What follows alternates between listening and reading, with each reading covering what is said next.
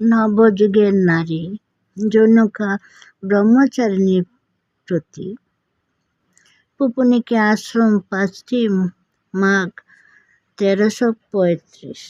পরম কল্যাণী সুস্নেহের মা, যার চিত্ত যত শুদ্ধ তার হৃদয়ে পরের ব্যথায় তত গলে, জগতের দুঃখে তত কাঁদে। অশুদ্ধ চেতার পরদুঃখ বোধ কখনো গভীর হয় না, দীর্ঘস্থায়ী হয় না, এবং দুঃখ বিদূরণের চেষ্টা বা উপায়গুলিও নিষ্কলঙ্ক হয় না।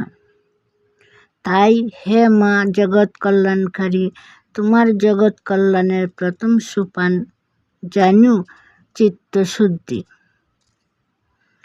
সাধিনী তোমাকে তাকিতে হইবে। যে পরাধীনা সে কখনো পরম কল্যাণে জীবন উৎসর্গ করিতে পারে না। কিন্তু পর কাকে বলে জানো মা? কাম, ক্রোধ প্রভৃতি রিপুরাই তোমার সবচেয়ে বড় শত্রু। এই শত্রুগুলির অধীন না হওয়াই যথার্থ স্বাধীনতা। ওই স্বাধীনতাই তোমাকে সর্বাগ্রে অর্জন করিতে হইবে। স্বাধীনতা আসে আত্মবিস্মৃতি হইতে।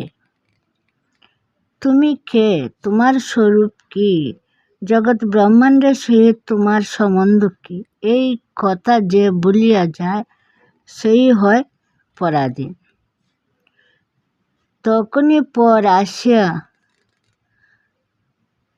কখনো বন্ধু ভাবে, কখনো বণিক ভাবে, কখনো চিকিৎসক ভাবে, কখনো শিক্ষক ভাবে আসিয়া গাড়ে চাপিয়া বসে এবং লালসার লৌহ শৃঙ্খল গলায় পরাইয়া দেয়।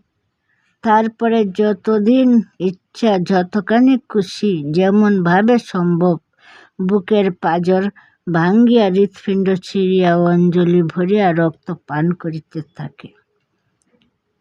ভবিষ্যৎ ভারতবর্ষের প্রতি দৃষ্টিকে নিবদ্ধ করো, অনুভব করিয়া দেখো আজিকার ভারতবর্ষের নারী জাতির অবনতির কোন অন্ধকার গহ্বরে পড়িয়া আছে, আর সংকল্প করো কোথায় ইহাকে টানিয়া লইয়া যাইতে হইবে। নারী জাতির জীবনের সকল মলিনতা গুছাইয়া তাহাদের অস্তিত্বের দীপ্তিকে হিমালয়ের উচ্চতম শৃঙ্গে তুলিয়া ধরিতে হইবে। কিন্তু ইহা সামান্য সাধনায় হইবে না। এজন্য তোমাকে প্রাণপাত করিতে হইবে। তোমার মতো আরও লক্ষ লক্ষ সৎ সঙ্গবতী মহিলাকে ত্যাগের ব্রত গ্রহণ করিয়া দৃঢ়পদে দীর্ঘপথ অফুরন্ত উৎসাহ সহকারে চলিতে হইবে। আজ আসি মা, মঙ্গলময় তোমাদের কল্যাণ করুন। ইতি শুভ আশীর্বাদক স্বরূপানন্দ।